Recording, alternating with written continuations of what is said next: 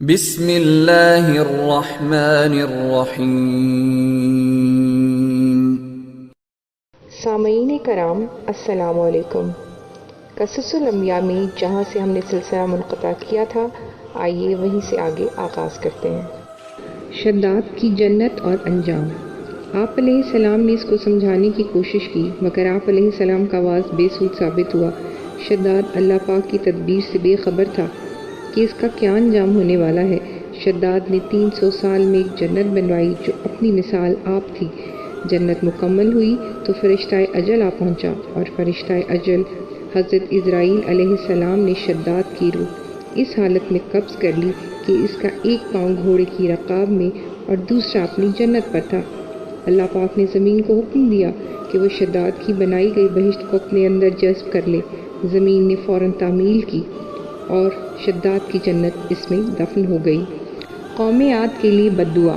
شداد بن عاد کا انجام میں بد دیکھ کر ایک بار تو لوگوں کا دل لرز اٹھا، لیکن سوائے چند لوگوں کے کوئی بھی حضرت ہود علیہ السلام پر ایمان نہ لایا۔ لوگ بتوں کی پوجا اور کفر و شرک میں مبتلا رہے۔ آوارہ و بدچلن افراد اور مذہب ابلیس کے پیروکار اللہ پاک کے رسول علیہ السلام کا مذاق اڑاتے تھے، حسب موقع بے ادبی و گستاخی سے پیش آتے، اور جب اللہ پاک کی باتیں سنتے تو وہ سیٹیاں بجاتے اور شور و غل کرتے۔ ایک دن ایک شخص آپ کی خدمت میں حاضر ہوا اور کہا، اے اللہ کے رسول علیہ السلام، لوگ آپ کے قتل کی منصوبہ بندی کر رہے ہیں۔ آپ علیہ السلام نے سنا تو بارگاہ الہی میں ہاتھ اٹھا کر دعا مانگنے لگے، اے خالق کون و مکان، میری قوم کسی صورت تیری طرف توجہ نہیں دیتی۔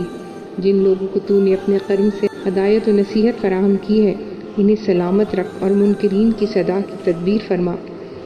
سرداران عاد کی خانہ کعبہ روانگی۔ جب قحط سالی نے قوم عاد کو نڈھال کر دیا اور کوئی چارہ کار نظر نہ آیا تو بڑے سرداروں نے، جن کی پیروی میں قوم اس حال کو پہنچی تھی، فیصلہ کیا کہ ایک جماعت کو خانہ کعبہ بھیجا جائے گا جو وہاں دعا کرے گا کہ عادیوں کے اس مصیبت سے چھٹکارا نصیب ہو۔ اس زمانے میں یہ رواج تھا کہ جب کسی قوم، قبیلے یا جماعت پر ایسی مصیبت نازل ہوتی جس سے چھٹکارا ممکن نہ ہوتا تھا تو چند لوگوں کو دعا کے لیے مکہ بھیجا جاتا تھا۔ چنانچہ متفقہ فیصلے سے 70 افراد کو دعا کے لیے خانہ کعبہ بھیجنے کے لیے منتخب کیا گیا۔ ان میں قیل بن غفیر، نعیم بن حزرال، اسیل بن سندی، عاد بن بکر اور مرثد بن سعید فرزندان عاد میں سے شامل تھے۔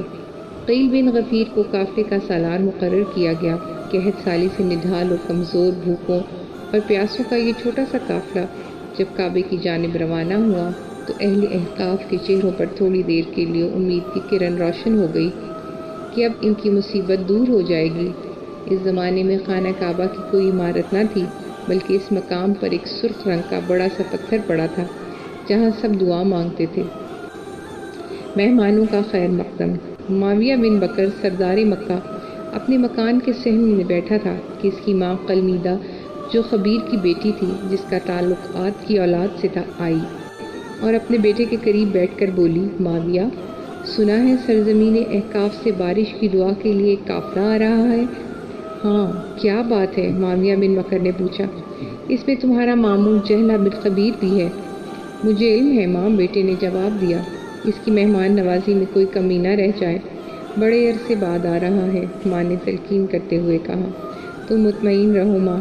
کئی دن سفر کی تکلیفیں برداشت کرنے کے بعد قافلہ مکہ پہنچا تو معاویہ بن بکر امرائے شہر کے ہمراہ قافلے کے استقبال کے لیے گیا اور قافلے کو مہمان خانے میں لا کر اتارا، جہاں اس نے اہل قافلہ کے لیے بڑی زبردست دعوت کا انتظام کر رکھا تھا۔ عرصہ دراز کے بعد ان سرداران کو دوبارہ عیش و آرام نصیب ہوا تھا۔ کھانے پینے کی تنگی کے جو اثرات ان کے چہروں پر ظاہر تھے وہ ایک ہی دن میں غائب ہو گئے تھے۔ دن گزرنے لگے، قافلے والوں کے ذہن سے یہ بات بالکل محو ہو گئی تھی کہ انہیں کس مقصد کے لیے قوم نے بھیجا تھا۔ خود غرضی نے انہیں قوم کی خستہ حالی کا احساس کرنا بھی بھلا دیا تھا۔ اس سارے قافلے میں صرف مرثد بن سعد اہل ایمان تھے، لیکن ان کا ایمان کسی پر عیاں نہ تھا۔ وہ خاموش ان کا تماشا دیکھتے رہتے تھے۔ اہل عاد کے لیے حضرت ہود علیہ السلام کی بد دعا۔ ادھر احقاف میں لوگوں کی جانوں پر بنی تھی۔ ایک ماہ ہو گیا تھا، وہ ہر روز آسمان پر اس امید سے دیکھتے کہ شاید بادل نظر آئیں۔ قافلے والوں کی بھی کوئی خبر نہیں تھی۔ لوگ مختلف قیاس آرائیاں کرتے رہے۔ کوئی کہتا بھوک پیاس کی شدت سے راستے میں ہی مر کھپ گئے ہوں گے، کوئی کہتا وہ یہاں سے جان بچا کر نکل گئے ہیں۔ الغرض جتنے منہ اتنی باتیں۔ حضرت ہود علیہ السلام لوگوں کو واعظ فرماتے اور کہتے، اے قوم عاد، اے میرے بھائیوں، اپنی ہٹ دھرمی چھوڑو اور اللہ پاک کا سیدھا راستہ اختیار کرو۔ کیوں خود کو پریشان کرتے ہو؟ اللہ پاک کے غضب و عذاب کو دعوت کیوں دیتے ہو؟ لیکن عادیوں کا صرف یہی جواب ہوتا، بے شک واعظ کیے جاؤ، ہم ماننے والے نہیں ہیں۔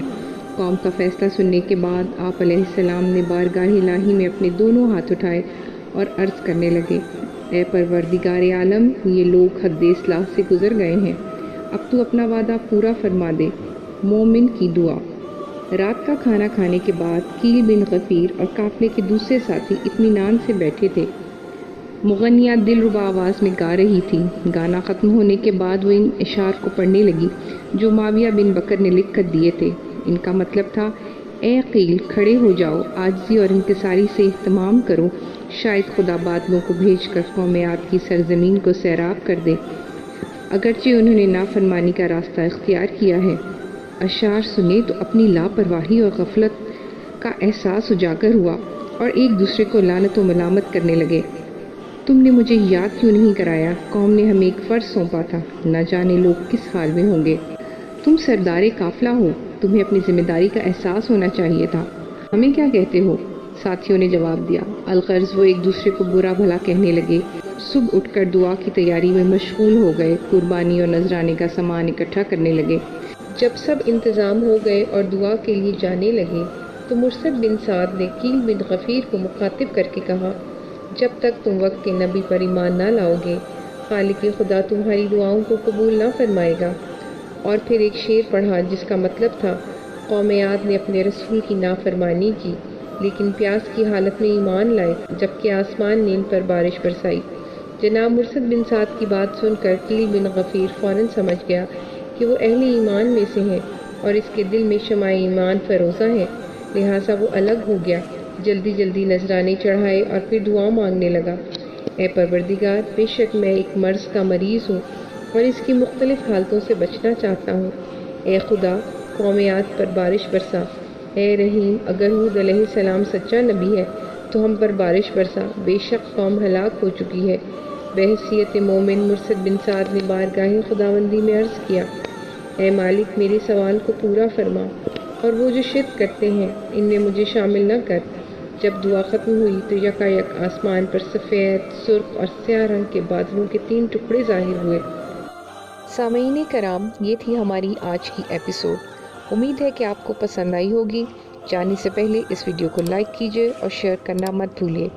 کمنٹ کر کے ہمیں بتائیے کہ آپ کو ہماری ویڈیو کیسی لگی، اور اگر آپ نے ابھی تک ہمارے چینل کو سبسکرائب نہیں کیا تو سبسکرائب کیجیے اور بیل آئیکن کے بٹن کو دبا کر آل نوٹیفیکیشن آن کر لیجیے تاکہ آپ کو ہماری آنے والی ہر نئی ویڈیو وقت پر مل سکے۔